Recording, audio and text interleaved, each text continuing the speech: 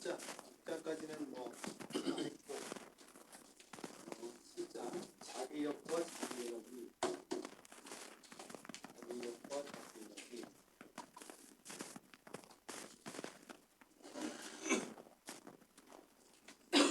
처음부터 읽어볼 줄 몰랐어요. 분기제, 네, 예, 그 단원 목표. 정답의 내를 자기가 존재하는 공간을 존재하는 자기의 의미를 알아본다. 자기의 의미의 움직임을 전달해주고 작용하는 힘에 대해 알아본다. 전류가 흐르는 그 도전 사이에 작용하는 힘에 대해 살펴본다. 3. 가동 코일에 작용하는 회전력에 대해 알아보고 전동기의 원리를 알린다. 4. 코일 내의 상태는 자기 에너지와 자기의 공간에서의 자기 에너지 물질을 정한다. 예, 또 네 가지가 있는데 우리 저기 6장이 뭐였었어요? 6장이 정사기였었잖아요. 네? 사기에서 뭐라 그랬어? 우리 개가 뭐라 그랬어요? 개. 어떤 힘이 미치는 공간이죠? 거기까지 개라고 그랬었거든요. 그러니까 자석의 힘이 미치는 공간까지를 자계라고 한다는 거예요. 그래서 정자계는 정지는 상태에서 움직이는 자계의 힘, 그죠? 정자계라고 하고, 그래서 6장에서 뭐 정자계에 대해서 했었고, 7장도 움직이는 건 아니고 정자계 내에 놓여진 전하와 도선, 작용하는 힘에 대해서 알아보고, 자계가 존재하는 공간, 존재하는 자기 에너지를 알아본다. 자계 내에 움직이는 전하에 작용하는 힘이 무슨 힘이다? 네? 로렌츠.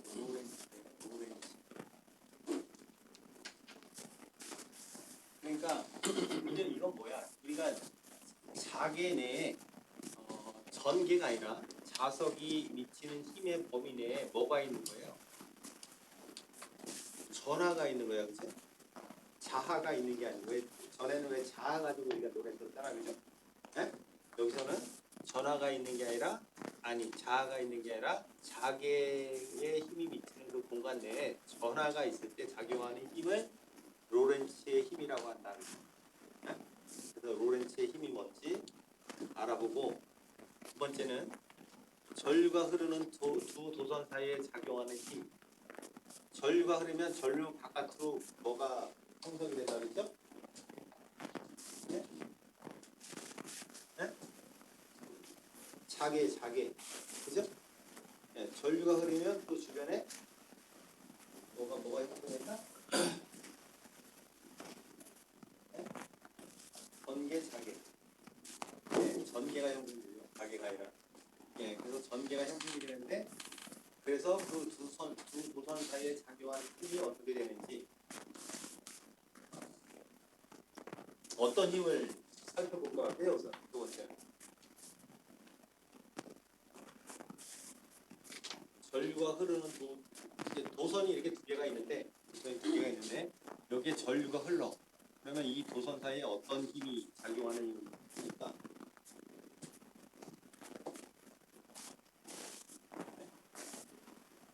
이것도 뭐 반발력, 아니 흡입력 이런 거를 네?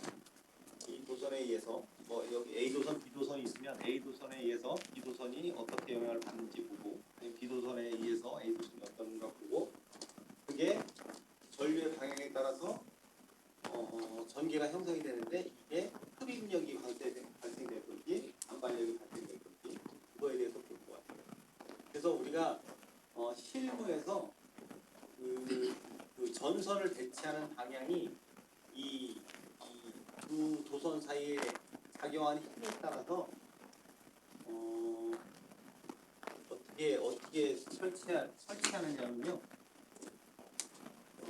실무에 보신 분들은 이렇게 여기 케이블 트레이라고 있어요. 왜 지하 주차장 가면 왜 이렇게 전선 이렇게 쭉 놓은 케이블 트레이가 있는데 이렇게 돼 있는데 여기에 케이블을 놓는데 케이블을 이렇게 배치하는 경우도 있고 이렇게. 작은 것도 배치하는 경우도 있고. 아니면 이거를 케이블 트레이에 이렇게 배치하는 경우도 있고. 이것도 보셨어요? 봤어요? 이렇게 배치하는 경우가 있어요. 네. 네. 그래서 이거는 그냥 일반적으로 이게 평면으로 포선하는 거고, 이 자체는 뭐라고 해야 되냐면 삼각포선. 포선이 뭐냐면 설치하는 거. 케이블을 설치하는데 이 포선 아니야 삼각형으로 포선하는. 저게 저는 전개나 자개의 영향을 최소화하는 방법이라고 그랬거든요. 이렇게 설치하고 조금 일반 저압에서는 안 그랬는데 고압적으로 하면 여기서도 상이 만약에 A상, B상, C상이 있으면 여기 A상, B상, C상이 있으면 여기 A상, C상, B상 뭐 이렇게도 설치해요. 양쪽에 이렇게 상수해야 되고 그죠? 그런 거 있죠. 네. 그래서 이게 왜 필요하냐? 여기 자기력과 자기 에너지에서 두 번째 전류가 흐를 때 두 번째에 작용하는 힘에 따라서 얘가 흡입력이 생길 수도 있고 반발력이 생길 수도 있고 이렇게 설치를 하면 이렇게 세 개를 설치를 하면 얘가 전류가 이렇게 안으로 들어가는 방향이면 전류가 바깥으로 여기에 많이 흐르고 여기에 들어오고 이럴 경우가 있어요. 네? 그래서 그런 걸 고려해서 이렇게 삼각형으로 포선합니다. 세 번째는 가동 코일에 작용하는 회전력에 대해서 알아봅니다. 가동 코일은 뭐예요?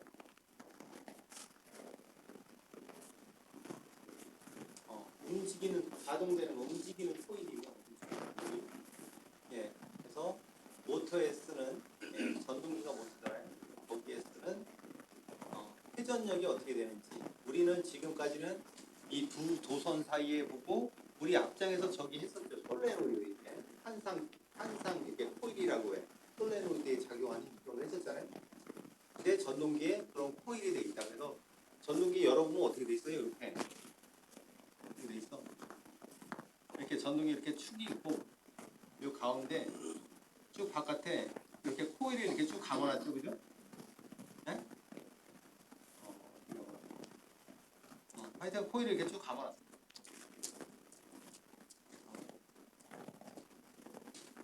그래서 뭐 삼상일 경우에 배치가 뭐 이렇게 좀 틀릴 수도 있고 같은데 코일을 감아놨어. 그래서 저걸 가동 코일이라고 해. 가동 코일에 작용하는 회전력. 얘는 무슨 의미야? 흡입력 아니면 반발력 이런 것만 있잖아, 그렇지? 예? 흡입력 아니면 반발력 두 가지만 고려하는데 반발력 두 가지를 고려하는데 이게 전동기에서는 무슨 힘? 저 힘을 이용해서 뭐를 어디에 적용하느냐? 저 전동기의 회전력을 생성하는 것을 알아보자. 네, 알아보는 거예요. 회전력이 어떻게 작용하는지. 네 번째는 코일 내에 축적되는 자기 에너지와 자기 공간에서의 자기 에너지. 코일 내에 축적되는 자기 에너지와 자기 공간에서의 자기 에너지. 자기 에너지 또 이게 뭐 같아? 코일 내에 축적되는 자기 에너지.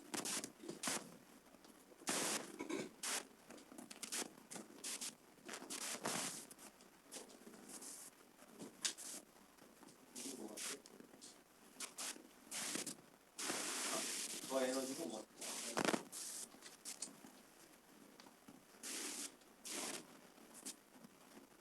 저 에너지가 뭐?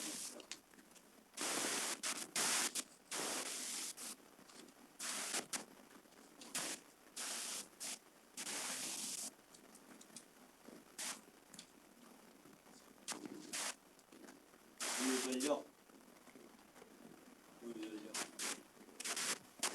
또 다른 거는 코일러의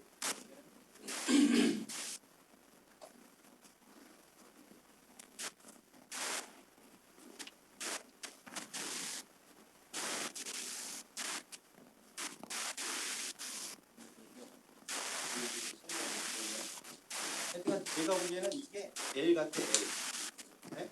L. 리액턴스라고 하면 여기 뒤에 보면 이제 리액턴스라는 개념이 나오는데 리액턴스의 L인 것 같아요. 코일에 집착되는 우리가 콘덴서에 집착되는 건 뭐라고 그러죠? C, 정전 용량이라고 하는데 콘덴서에 집착되는 거는 C, 정전 용량이고 코일에 집착되는 거는 가계원수 L입니다. 네, 그래서 7장은 이거에 대해서 보며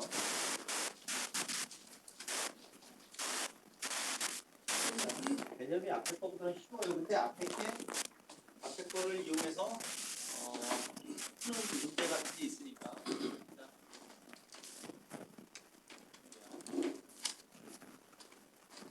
로렌츠의 힘. 이제 첫 번째 로렌츠의 힘에 대해서 알아본다. 했는데 서로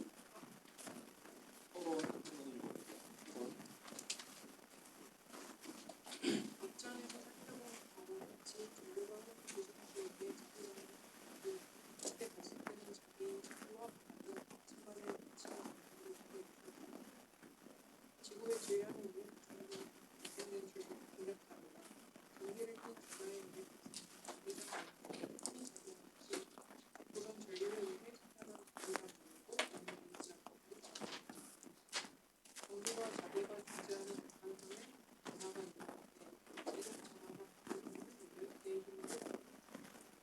이를 통해서 변화가 그 힘의 속도와 반응이 있습니다.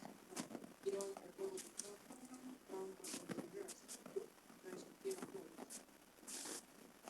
또한 자기 내에 전류가 흐르는 도선이 누려 이 도선상에 이동하는 불안 과정들이 변화로 힘을 받습니다. 그리고 도선이 힘을 받았을 때 이때 도선이 받은 힘의 반응은 플래닝의 그 정확한 기력이 같이 전류가 흐르는 그 부분 사이에도 기력이 자기 내에 전류 루프가 모여있고 그 루프상의 부분들이 서로 가는 방향으로 힘을 받습니다. 전류 루프는 회전합니다. 이때 발생되는 회전력이 나오고 이런 회전력에 있는 전기의 어디에 또 전력장 전기부터 마찬가지로 자기 전부 에너지가 발생합니다. 코일의 전류를 흘릴 때 코일 내에 축적되는 자기 에너지가 많고 또한 에너지의 분산을 주관상으로 확장시키는 자기 에너지 밸류의 개념으로 설명합니다.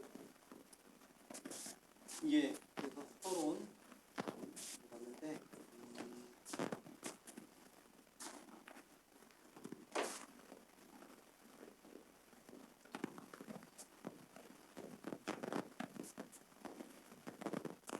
중간에 앞에 우리 그 단어 목표에는 없는데 중간에 보면 플래닝의 맨손 법칙으로 설명된다 이게 있잖아요. 그러니까 가게 내에 전류가 흐르는 도선이 가게 내에 전류가 흐르는 도선이 놓여 있을 때 이 도선상을 이동하는 노선한 하나들이 동일한 방향으로 힘을 받게 되어 결국 도선이 힘을 받아 움직이게 된다. 이때 도선을 받는 이 힘의 방향은 플래닝의 맨손 법칙으로 설명된다. 우리 프레밍의 오른손 법칙에 그죠? 오른손 법칙이 뭐예요?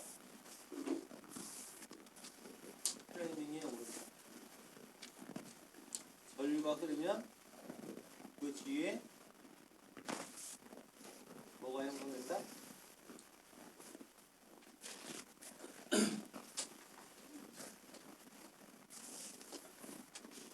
프레밍이 아니라 뭐예요? 암페어죠, 암페어. 네, 암페어의 오른손 법칙. 네. 210페이지에 암페어의 오른손 법칙. 전류가 흐르면 그 뒤에 자계가 형성된다. 자계예요, 정식이 아니라. 자계가 형성되는데 오른손 엄지손가락이 전류의 방향이고 나머지 네 손가락이 자계 방향이다, 그죠? 이것을 암페어의 오른나사법칙이라고도 한다.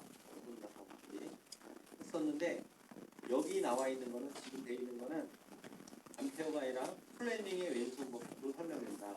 이 힘을 받는 것들. 그래서 뒤에 보면 플래닝의 왼손 법칙이 나와요.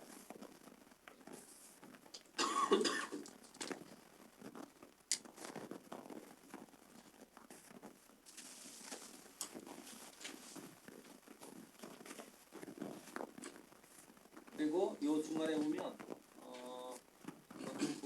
법칙에 보면 자개 내에 전류 루프가 놓여지면 전류 루프가 뭐예요? 앞에 있는 앞에 우리가 뭐라 그랬지? 가동 코일에 썼잖아, 그지? 코일 이게 전류 루프인데 자개 내에 전류 루프가 놓여지면 그 전류 루프상의 구선들이 서로 반대 방향으로 힘을 받게 되어 전류 루프는 회전하게 된다. 그러니까 이 원리가 전동기의 원리이다. 전동기의 원리. 그리고 중력장, 전기장과 마찬가지로 자기장도 에너지가 존재하는 공간이 된다. 또 코일에 전류를 흘릴 때 코일 내 축적되는 자기 에너지에 대해서 알아보고 자기 에너지 밀도에 대해서 살펴본다. 그래서 7.2 로렌츠의 힘.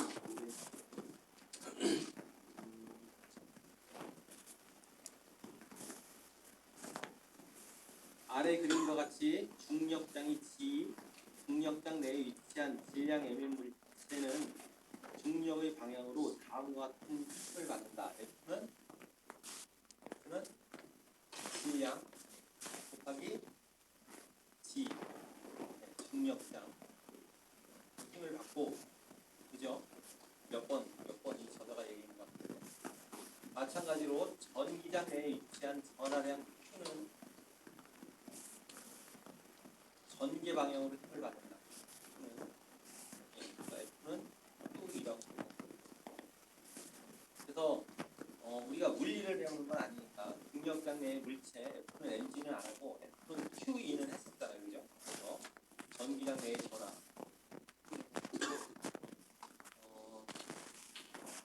중력장 내에서 물체 M이 받는 힘은 만유 인력으로 설명할 수 있다. 그래서 뒷판의 만유 인력은 이거를 설명하고, 즉 중력장을 일으키는 원인인 지구의 질량이 M이므로 물체가 받는 힘은 지구 질량 M과 물체 질량 스몰 m 사이 인력으로 생각할 수 있다. 두 개가 끌어당기는 힘이다. 또한 자기장 내에서는 전하 Q가 받는 힘을 쿨롱력으로 설명할 수 있다. 즉 전기장을 발생시키는 원천인 전하가 Q이므로 전기장 내에 놓여 있는 진전하 스몰 Q가 받는 힘은 결국 전하 Q와 그 진전하 스몰 Q 사이에 작용하는 쿨롱력으로 보입니다. 여기까지는 뭐 이해가 가죠.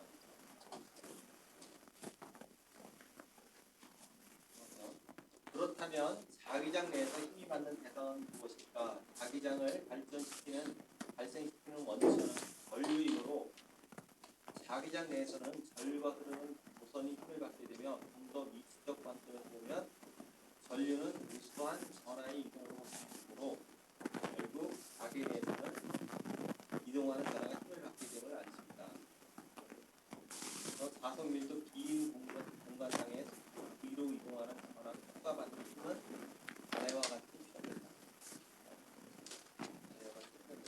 수식이 나오는데 수식 10.1 F는 Q 곱하기 V, 이거 뭐라고 이거야? 이게 뭐야? 곱하기 뭐라고 이거? 우리 벡터에서 뭐라고 했지? 처음에?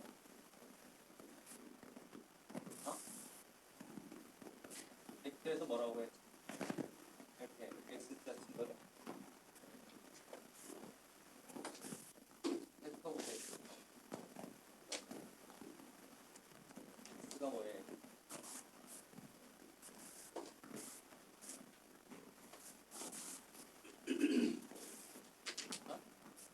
곱하기가 뭐야? 예? 크로스. 그래서 이거는 언제 크로스를 썼어요? 23페이지에 있잖아. 23페이지 보세요. 외적, 그렇게 되어 있지. 외적. 두 벡터의 곱의 통달한 형태로 외적이 있다. 외적은 뭐라고 합니까? 네? 크로스라고 합니다.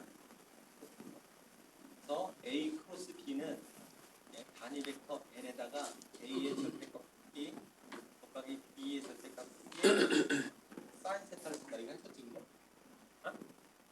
외적은 사인, 그죠?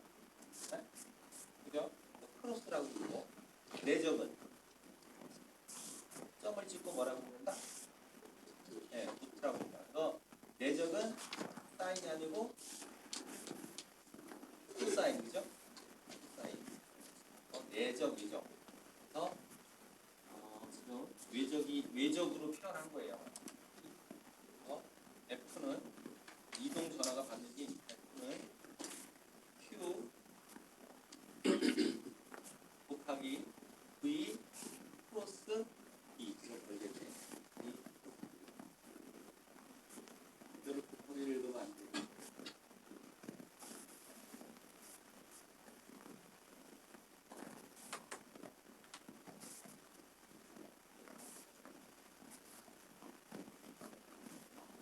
여기서 Q가 뭐예요? Q.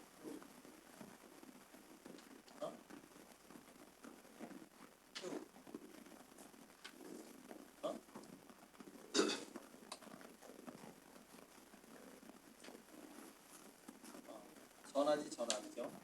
Q 이동하는 전화. Q. V는 이 전화가 이동하는 속도, 그죠? E는 자속 밀도. 그래서 이 식으로부터 이동하는 전화가 받는 힘의 크기는 전화량 Q와 이동 속도 V 그리고 자속의 크기의 비례함을 알 수 있다. 또한 이동 전화가 받는 힘의 방향은 아래 그림과 같이 속도가 V, 속도 V와 자속 밀도 B에 대한 오른다세의 진행 방향을 알다.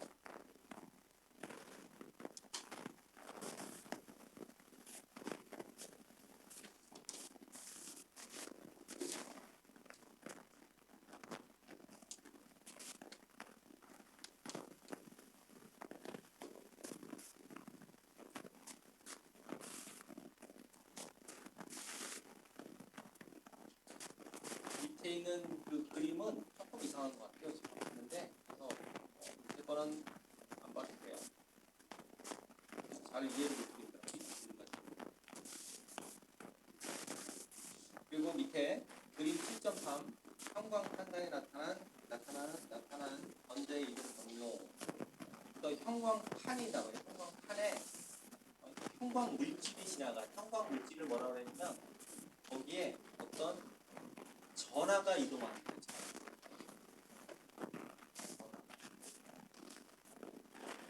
우리 여기 형광등 있잖아요. 네? 위에 우리 교실에 형광등이 켜놨잖아. 형광등은 그 전등 원리가 백열전등 전등하고 틀려. 백열전등은 뭐라 그래? 미크롬선이라고 하잖아요. 그죠? 네? 다른 미크롬선에 어떤 절과 흐름으로써 벗어 빛과 열을 내는 거고. 근데 형광등은 빛과 열을 내는 게 아니고 열을 안 내고 빛을 내요. 근데 이 빛이 그 안에 어떤 형광 물질이 서로 산란하면서 부딪히면서 이 형광빛을 낸다고 그랬거든요. 근데 그 부딪히는 게 뭐냐면 그게 전화. 그래서 지금 형광판상에 나타난 전하의 이동 경로가 자개가 없을 때 하고 있을 때하고 틀리잖아요. 그죠?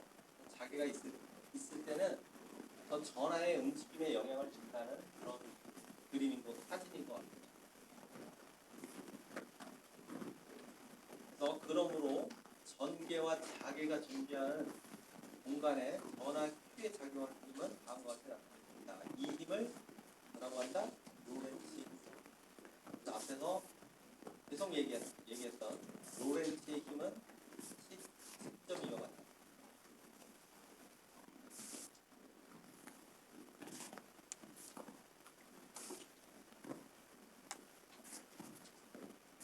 앞에 있는 7.1식과 뭐가 여기는 뭐 들어갔어요? 2가 뭐야? 전개, 그죠?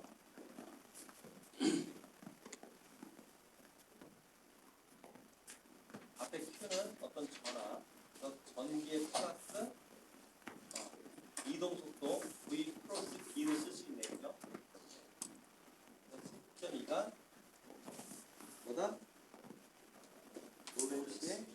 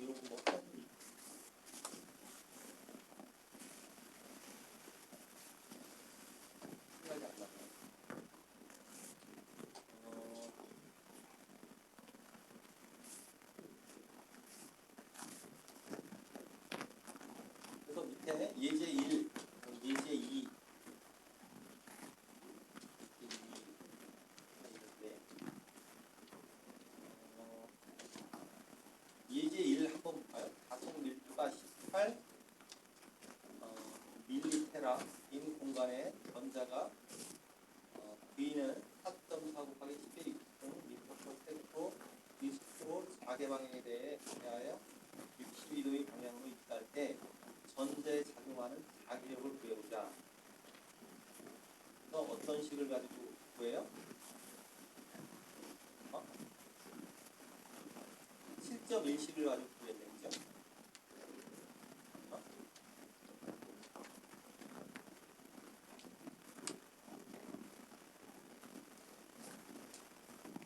그죠?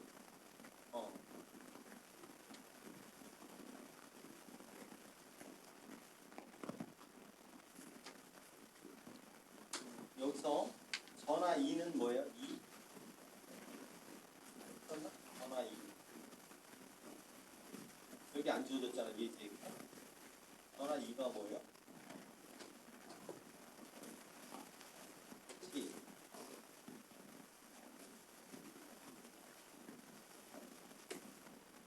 전화의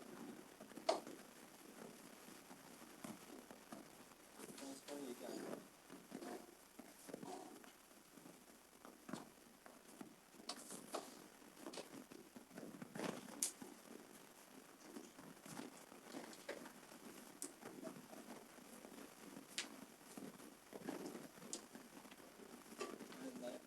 이 전화 한 개가 마이너스 1.6 곱하기 10의 마이너스 10코승이에요. 그래서 이것도 외우고 있어야 돼요.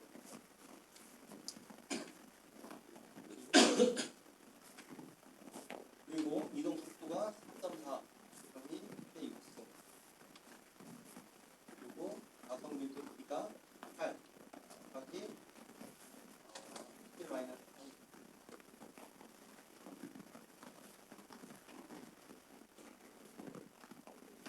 그리고 각도가 62도니까 사인 이게 나와요. 여기서 제가 이거 왜 예제 7.1을 했느냐면 우리가 7.1식 있잖아요. 7.1식.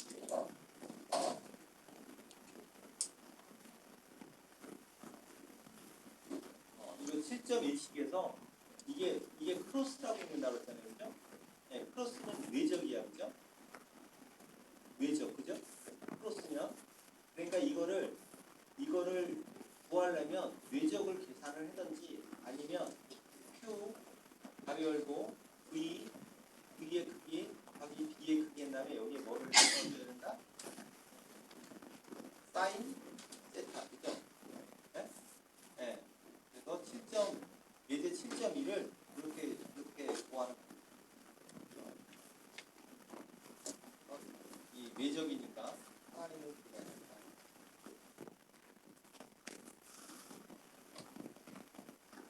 자, 다음은 자개 내에 도선이 받는 힘. 로렌츠의 힘은 없고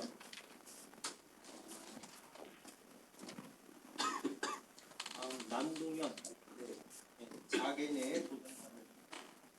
그래서 설계와 비슷하게 전자가 이동할 때 하는 식과 같은 힘을 받게 되면 알 수 있다.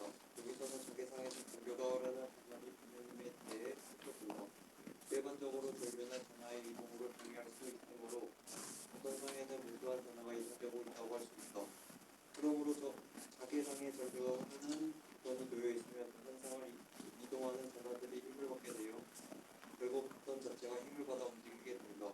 그러면 전류가 흐르는 도선 자개 내에서 얼마만큼의 힘을 받는지 알아본다. 속도로 이동하는 전하에 작용하는 힘은 11.1과 같으면 된다. 만일 도선의 단위 최적당 100개의 전하가 존재한다면 도선상의 표적 안에는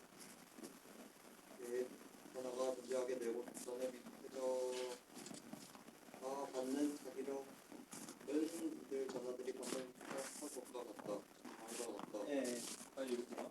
그래서 위에 7.1과 같이 표현된다. 그래서 7.1식 F는 Q 가로 열고 V 크로스 B 여기까지 7.1식을 좀 아까 했잖아요. 그죠? 여기까지 했죠? 그런데 만일에 여기 Q가 아니고 이 전화 Q가 한 개가 아니고 이게 전류가 흐를 때는 이 이 전화량이 많단 말이에요. 한 개가 아니니까 어떻게 이 가설을 세우냐면 만일 보선의 단위 치적당 보선의 단위 치적당 n 개의 전화가 존재하면 n개의 전화가 존재한다면 보선상의 미리석 최적 델타 v 안에는 n 곱하기 델타 v 개의 전화가 존재하게 된다고 가정하는 거예요. 그죠? 가능하죠, 그죠? 그죠? 예. 그 최적당 n 개의 전화가 존재하니까 n 곱하기 델타 v의 전화가 존재하게 되고 보선의 미소 최적 델타 v가 받는 발격 델타 f는 이들 전화들이 받는 힘을 한 것과 같다.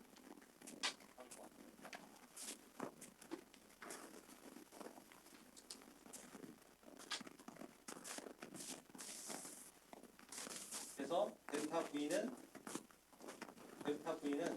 앞에 있는 7.1식에다가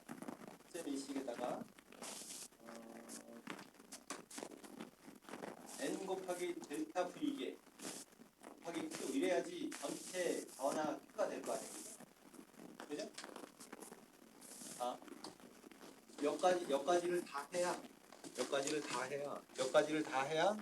이 Q가 될 거 아니야. 앞에는 Q, V 크로스 B만 돼 있었잖아요. 7.1식은 그죠? 앞에 7.1식은 근데 여기까지 다 해야 그 전화에다가 단위 최적당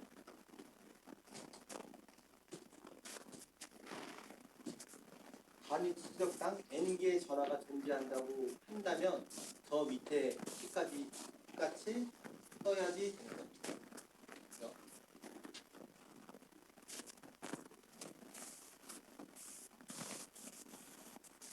그렇죠? 그죠? 그래서 여기서 이 식을 간략하게 하기 위해서 여기 n하고 q하고 v를 v의 단위를 살펴보면 n은 뭐야? n 단위 치적당 단위 치적당 n개의 전화가 존재할 때잖아요. 그죠? n은 그러니까 단위 치적이 뭐야? 메타 3승분의 1 단위는 그죠? 그리고 이거 스몰 q는 뭐예요? 전화죠. 그죠? 그러니까 전화의 단위는 쿨롱 그죠? 그리고 v는 뭐야? 그 단위 전화가 이동하는 속도라고 그랬죠. 그죠? 그러니까 속도니까 단위는 메타 퍼 세크 그죠? 초당 몇 메타를 이동하느냐 이게 단위 아니야. 그죠? 이 v에 그래서 요 세 개를 다 했더니 이에 메타하고 지워주고 그래서 요 단위를 정리를 했더니 얘하고 지워지면서 제곱이 되고 그죠? 그럼 어떻게 돼? 요게 남네 요게 그죠? 요게 남네. 그러니까 쿨롱 퍼 세크 이건 뭐예요? 쿨롱 퍼 세크 단위 시간당 몇 쿨롱 이동하느냐 이건 뭐예요? 이게 전류란 말이에요. 이게 전류.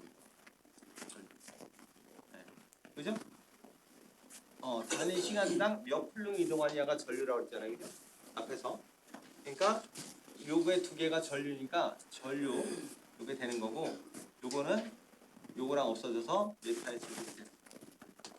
그래서 NPV의 단위는 이렇게 된다.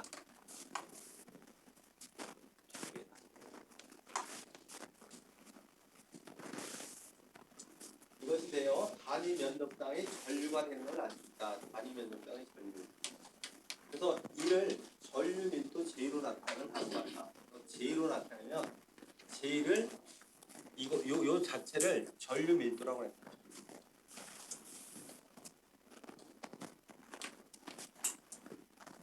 전류 밀도를 J라고 합니다.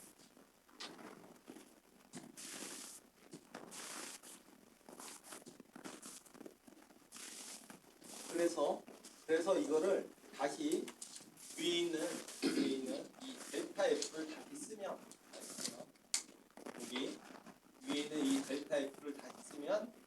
J가 NPV니까 NQV니까 J 크로스 B의 델타 V라고 쓸 수 있다. 예식을 J NQV를 넣어서 이렇게 쓸 수 있다.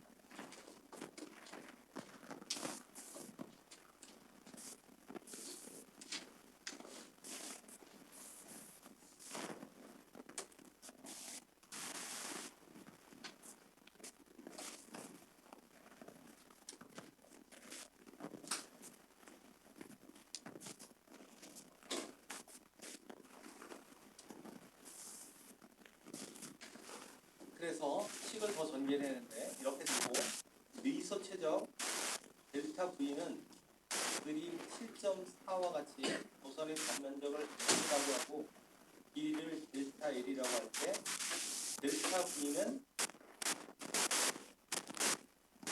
S 곱하기 델타 L과 같습니다.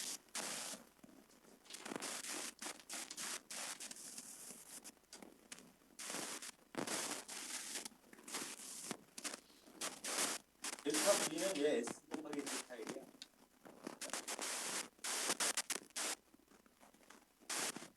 델타 V는 뭐예요? 델타 V. 얘는 얘는 최적이란 말이야. 최적. 면적이 아니지, 그죠? 최적이란 말이야. 어떤 부피란 말이야, 그죠? 그죠? 델타 V니까. 그러니까 아까 이런 원통에 뭐가 있을 때 원통이 있을 때 델타 L 요만큼의 길이를 델타 L이라고 하면 델타 L이라고 했을 때 델타 L 곱하기 이 저기 그 원형의 면적 S 얘를 두 개를 곱해야지 최적이 될 거 아니야, 그죠? 네? 이렇게 한 거예요.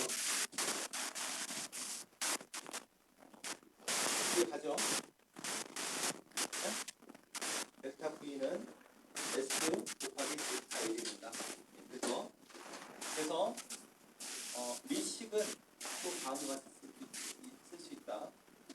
델타 F는 J 크로스 B S 델타 L. 그죠? 네. 그래서 이거는 I 크로스 B 델타 L 됩니다.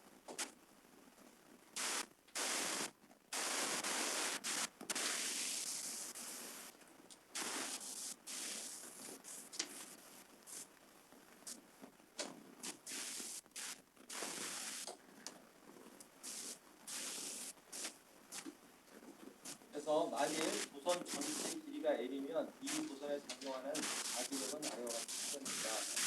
X는 I 크로스 B L이 된다.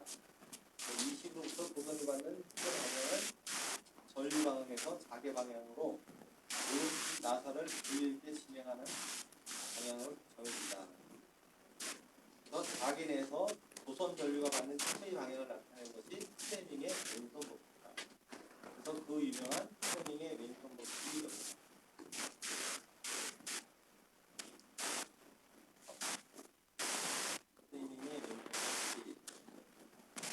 스테밍의 왼손 법칙. 왼손 이렇게 들어보세요. 왼손을 들고 왼손 위로 들고 왼손을 엄지, 중지를 이렇게 세 개를 직각으로 펴고 엄지가 힘의 방향이죠. 엄지가 이 엄지 D는 자개 방향. 이 중지 가운데 손가락은 무슨 방향? 전류 방향. 그래서 전류 자개 힘의 방향을 스테링의 왼손 목으로 이렇게 결정합니다. 알겠죠? 그래서 엄지부터 해보면 뭐야? F, D, I. FDI가 뭐야? 러시아의 비밀 경찰? 그죠? 푸틴이 여기 출신이라고 안 그래요? 그죠? 그 무서운 푸틴이 여기 출신이라고 그래요. 살아갈 수 있다. 그 케이집인데요. 아, 그래요? FBI는 뭐지? 미국이고.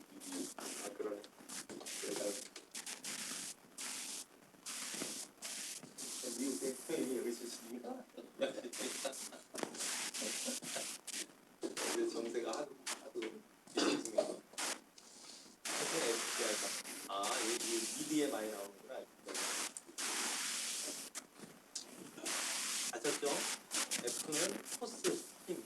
B는 자기. 자성 밀도 할 때도 방해 많이 했어요. I는 전류. 그래서 프레밍의 연선 법칙은 이 두 개가 결정됐을 때 하나를 알려주는, 그러니까 얘하고 얘를 주어졌을 때 전류의 방향을 알 수 있는 방법도 있고 알 수 있는 방법도 있지만 가장 큰 거는 프레밍의 연선 법칙은 뭐를 알기 위한 거냐면 힘의 방향을 알기 위해서. 힘의 방향. 얘 힘의 방향이 어디로 있어? 그러니까 이게 자석이 이렇게 있어. 이게 N극이고 이게 S. 그러면 자개는 어디에서 어디 방향으로 간다? N극에서 S 방향으로 자개가 형성된다, 그죠? 그죠? 이렇게 형성된다. 그리고 전류는 이 자개 방향에 대해서 만약에 이렇게 되면 뭐다? 도선에 전류가 어디로 흐른다? 들어가는 방향, 나오는 방향. 들어가는 방향, 그죠? 들어가는 방향. 도선에 이렇게 돼 있으면 어떻게? 나오는 방향, 그죠? 이렇게 됐을 때 얘 도선이 받는 힘의 방향을 결정합니다. 어떻게? 프레밍의 연습 법칙을. 한번 해보세요. N극에서 S로 뭐가 흘러? 자개. 이렇게 흘리죠. 이렇게. 그죠? 지금 다 프레밍의 연선 법칙에서 FBI잖아요. 그죠? B가 뭐야? 자개잖아요. 그죠? 자개. 그러면 자개가 N극에서 S극으로 자개가 흐른다고 했잖아요. 그죠? 그러면 자개가 중기니까 중기를 N에서 S로 놓으라고. 그죠? 그리고 아니 이렇게 놓고 얘 가운데 손가락은 뭐야? 전류 방향이죠. 그죠? 그럼 전류가 들어가 나가. 지금 들어가죠. 그러면 이렇게 되는 거네. 그죠? 그죠? 그러면 얘 도선은 어떻게 힘을 받는다? 아래쪽으로 이걸 보죠. 도선이 여기에 도선을 내부두고 전류를 흘리면 도선은 이 방향으로 작용을 해요. 아니 깔끔한 법칙이야. 얼마나 멋있겠어. 연습 법칙. 제 도선이 받는 힘의 방향을 보죠.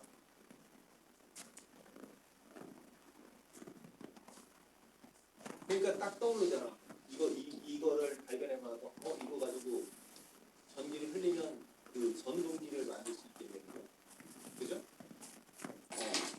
어떤 옛날부터 우리가 이용했던 물레방아의 그 도는 힘을 이거 가지고 할 수 있다는 게 딱 될 것 같아요. 예? 되게 유명한 거. 꼭 아셔야 돼. 한번 다시 해보세요. 자기 손 맞춰봐. 어떻게? 자개는 B, 자개는 B, 어디? 검지. B, 그죠? N에서 S고. 전류는 들어오거나 나가는 방향, 그러면 들어가는 방향. 그러니까 힘 F는 어디 방향? 아래쪽, 그죠?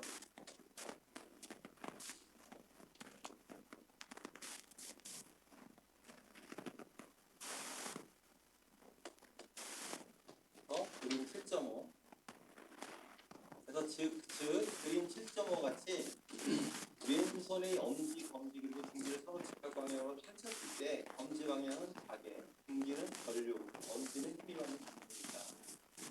자개 내에서 도선이 받는 힘의 방향은 그림 측정줄과 같은 수학을 통해 좀 더 깊이 이해할 수 있다.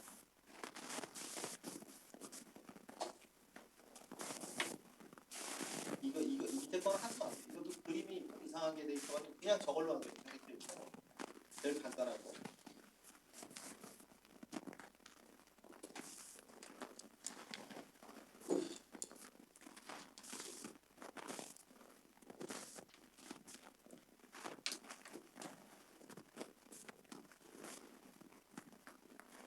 이거를 이 사람은 이렇게도 설명하더라고. 이거는 결과잖아, 그지? 결과식을 프레밍은 이렇게 만들어낸 거잖아요. 네? 그죠? 결과식을 가지고 저 프레밍의 법칙을 만들어낸 거잖아. 근데 여기 이렇게 설명하는 사람도 많아. 이게 전류가 들어가는 방향이면 얘가 없으면 얘가 없었을 때 얘는 어느 방향으로 저기 자개가 형성돼요? 시계 방향으로 형성되잖아. 어떻게? 암페어의 오른 나사 법칙에 의해서, 그죠? 암페어의 오른 나사 법칙에 의해서 얘가 없는 상태에서는 이 자개는 없을 거 아니야? 그러면 얘 도선에 흐르는 전류에 의해서 시계 방향으로 이렇게 뭐가 형성돼? 자개가 형성된단 말이야, 이 방향으로. 그죠? 그렇잖아요, 그죠? 우리 앞에서 했었잖아. 도선에 저기 전류를 흘릴 때 그 주위에 자개가 형성되는데 자개의 수평 방향은 암페어의 오른손 법칙에 의해서 결정된다. 맞죠? 맞지? 네. 쉽지, 그지? 암페어 맞았어. 아까 했잖아, 앞에 찾아봤잖아. 그래서 그 방향으로 결정이 되는데 그걸 가지고 얘 힘이 왜 아랫 방향으로 작용을 하는지 알아요? 도선만 놨을 때 자개가 이 방향으로 형성이 되는데 여기에 자석을 또 갖다 놨어. N극과 S극에 자석을 갖다 놓으면 얘는 자개의 방향이 또 이렇게 또 형성이 된단 말이야. 아까 같이, 그죠? 그러면 요 윗부분은 어떻게 돼? 자개가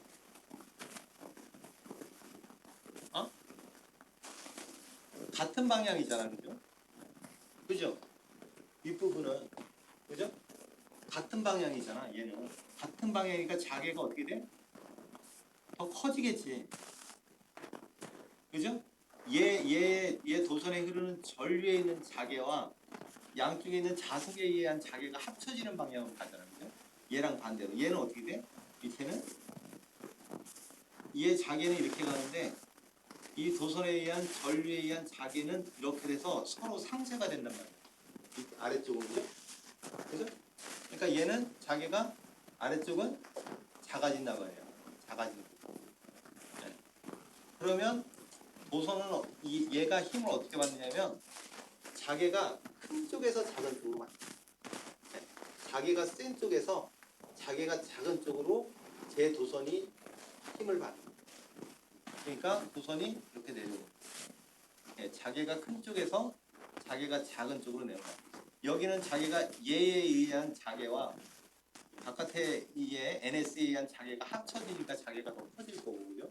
아래쪽은 더 작아지니까 무게가 두 개에 의해서 도선은 아래쪽으로 연결. 그게 그 밑에 있는 그림 7.6에 대한 뜻.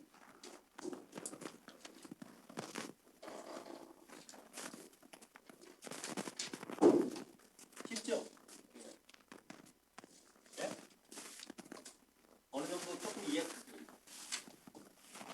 네? 우리 파이터님.